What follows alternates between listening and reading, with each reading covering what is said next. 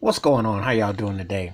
Um, Tonight's gonna be Gladys Knight versus Patti LaBelle in the verses, and two soulful, legendary artists battling it out. And this is probably the real verses since the Teddy Riley Babyface one because you're talking about two artists who had impact. But I always feel that when it comes to black artists, it should be more old school and real competition. I'm sorry, there hasn't been a lot of them that I really felt. It's been cute, and there have been some decent ones, but I mean, come on now. I'm talking about a real battle, real battle. Now, Brandy Monica, that was cute, and they had some songs I liked by both, and I liked them, but they not Gladys Knight and Patti LaBelle. I mean, this is grown folk a battle. But even for me, I'm going to say this.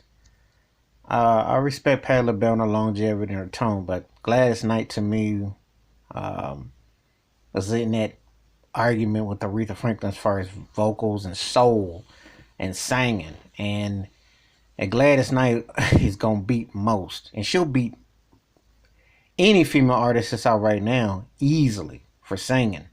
To me, soulful. And back in the day it was all about soul and can you sing and you hear and make people feel it, and she did it and still does.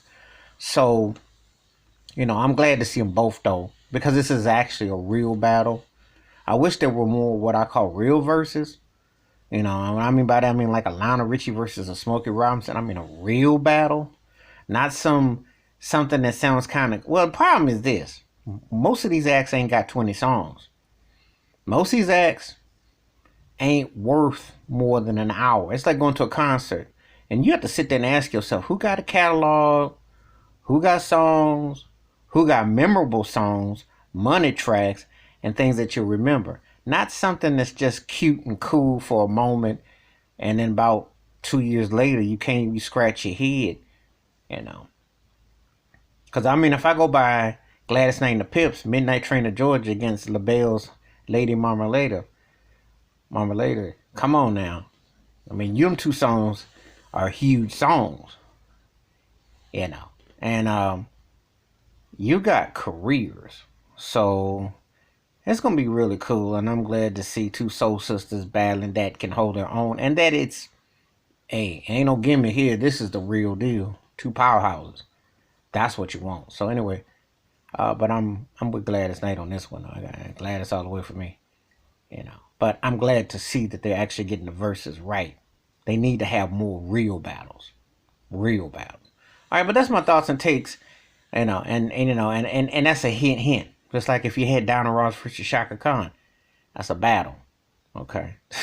Use what you need. People aren't really challenging music. And that's why you got the dump down.